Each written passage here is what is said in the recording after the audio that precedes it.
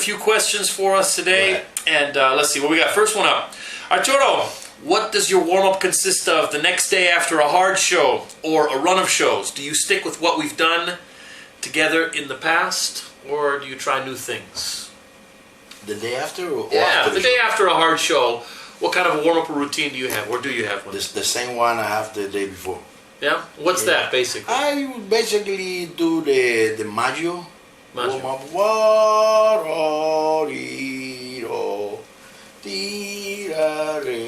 Yeah, and then I do probably the 6 notes of Caruso Mm-hmm. with crescendos on then. And then I go into the Clark or Arben. I love the first, especially the first part of Arben. I love the whole book, but the first part where they have all the tonguing, Yeah, those really simple straight-ahead ones. yeah, they're bad. Especially in the jazz field, the people don't pay too much attention to the clarity and the precision of a tonguing. They take it, you know what I mean? They take it so easy and move into the blowing and noodling and things. I never spend more than 2 minutes noodling on things. I spend my time with the book. I explain that to students and people all the time, and they don't believe it. They say, man, I was so lucky. Clifford Brown, widow, was very dear friend of mine, LaRue Brown. And also Clifford Jr. is very dear friend now, and Clifford III as well. Okay, but LaRue, rest in peace, she was a great lady. And I asked her many times, you know, what did Clifford used to play? And she always say, Arben. He spent most of the time with the Arben. Rafael Mendez, Arben. Maurice Andre, Arben. You know what I mean? The picture is very clear. Don't try to invent the fifth wheel, because no, the fifth wheel is invented already, long time ago. Go to the fundamental things, the foundation, the fundamental things, the tonguing, flexibility, the sound. But my first priority always was, is, and will be the quality of the sound, the control of the sound. You can whisper with the trumpet, you can make a big noise, but as long as you got the sound in your hand, you're going to be able to express ideas. The best thing we could do is imitate a good singer, for example, a good singer. Because the human voice is the perfect instrument. As close as you get to the human voice when you're playing a melody or something, as good as you're going to be. That's right. But my preparation is simple. I always get back to the Rafael Mendez used to say scale, tonguing, scale, clean. You know, they always insist on those kind of things. That's what I did the day before, the day after, the day tomorrow, and 40 years ago. The very first time I ever heard you and saw you was at the Santa Barbara ITG, 1989. And this year in Grand Rapids, I was younger. We were all younger, brother. Younger and smaller. I understand that too. But the very first thing I heard you say at that conference when you did your master class was Arbens and Clark. There were no other books. Oh, no, that's true. Yeah. But the final thing, I mean, the goal is to make music. Of course. Being able to express. I get so sad when I ask the people about Timofey Doug Cheeser, and a lot of people don't even know who he was. I say, man, I'm so sorry. If you never hear that guy playing the trumpet, you have a huge hole in your information. Because that's the closest thing I ever hear of a human voice, or good violin or clarinet. He always said, and Clark also said, practice with clarinet, a good clarinet player. Because it's the smooth things, you know what I mean? Try to imitate those kind of things, like a violin, Yeah. Okay, next question. Next question. That was a great first answer. That's pretty much all we have to know. The fundamentals, baby. Oh yeah. Let me see. What do we have here? What was the one thing that made the biggest impact in terms of your overall development as a trumpet player? Physically understanding how the trumpet works, chops, breath control, or technical issues? Man, I think everything is important. You cannot see all those things separate. I think it's the fusion of many things. But the first thing, the most important thing for me is to follow your ear, follow your instinct, and follow your sound. I believe you're going to be able to produce the sound. Listen to this. This is a little complicated, but I believe it's the key of the sound. You're going to be able to produce the kind of sound you could guess, the kind of sound you could imagine before you put the horn in your mouth. I said, I want to sound like this. You know what I mean? Yeah.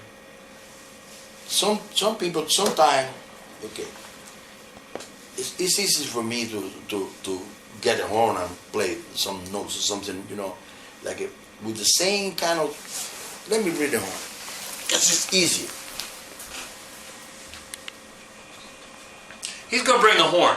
I'm going to sit here and do nothing because I'm on Arturo Sandoval's couch. Yeah, okay, listen. And he's going to play his horn. That's too low. Okay. This is same horn, same mouthpiece.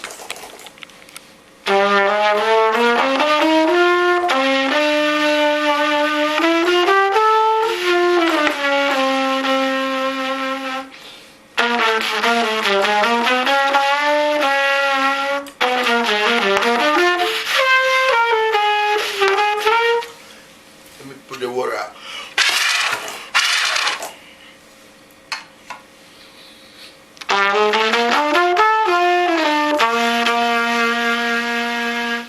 Okay.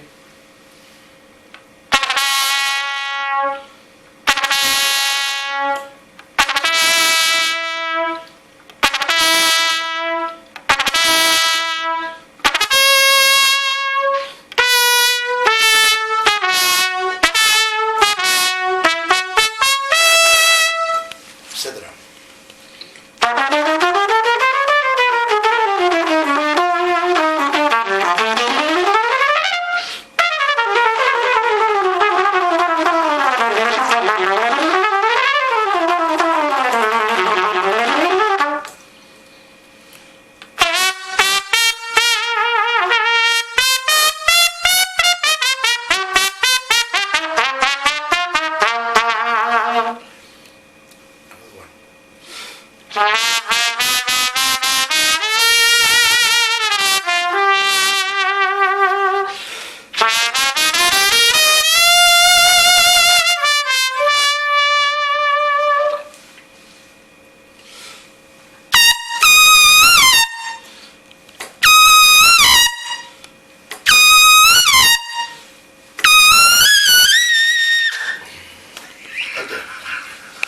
What I'm trying to explain is same mouthpiece, same horn, same chop, same breathing, same everything.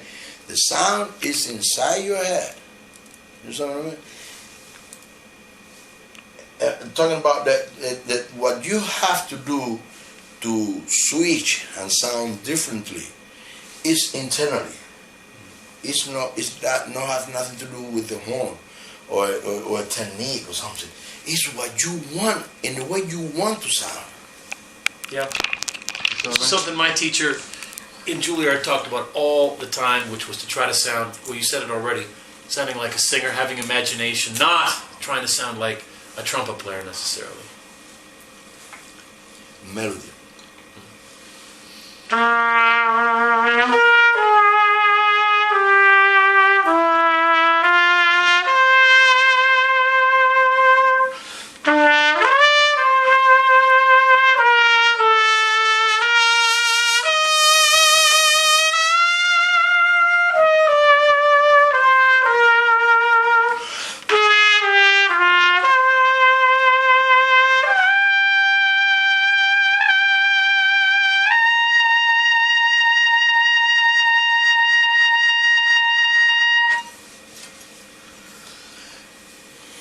You know what I mean? It's like expressing feelings and things and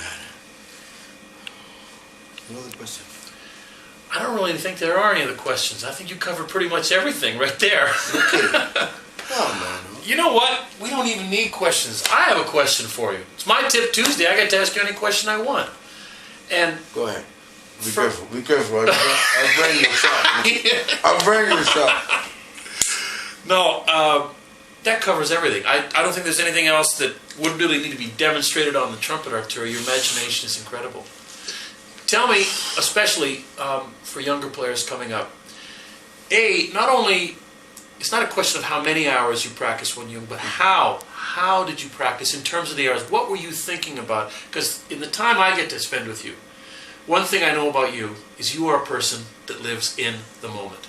Right in the moment. Oh, yeah. Every single second. But I second. tell you something, I think the most important thing, the best advice I could give to any trumpet player, doesn't matter if you are 10 years old or 102. Every time we have the opportunity to sit down and practice, you know what's my best recommendation? That's gonna take 3 seconds only. 3 seconds. As soon as you are ready, you put your book, you got your horn, get a glass of water there, sit down, and then take 3 seconds. Look up and say, "Sans God." 3 seconds. The frame of mind that gonna create, because you are so grateful, you are so glad that instead of doing something else, you are about to start practicing, which is you have to take it as a gift from God, because you don't have a necessity to be breaking stones in the mine or driving a truck from Oklahoma to Key West or something like that. You're sitting down with your beloved instrument, practicing.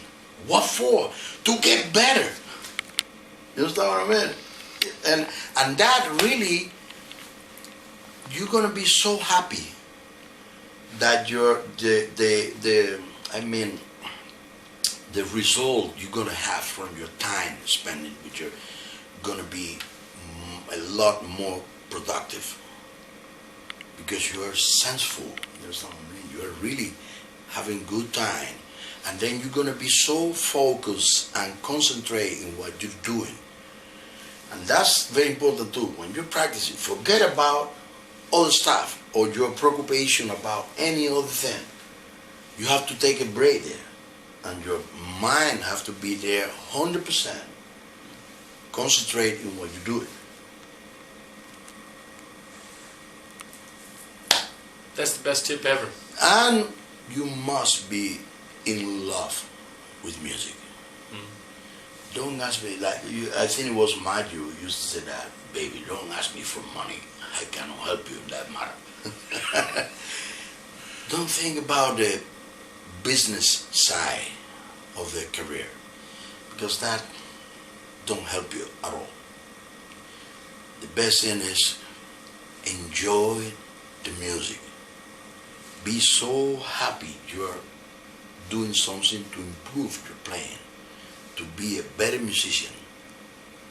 That's not gonna make a big difference. Big difference. If you are in love with the music, you will, for sure, I promise you, you're gonna be a happy person. Even if you're living in a little room with 50 cents in your pocket, if you got the music in your heart, you're gonna be a happy person. You're never gonna feel lonely or depressed or sad or down. No way. The music don't let you get in that state of mind. Beautiful. Arturo, I want to thank you very much. Really. Very welcome, man.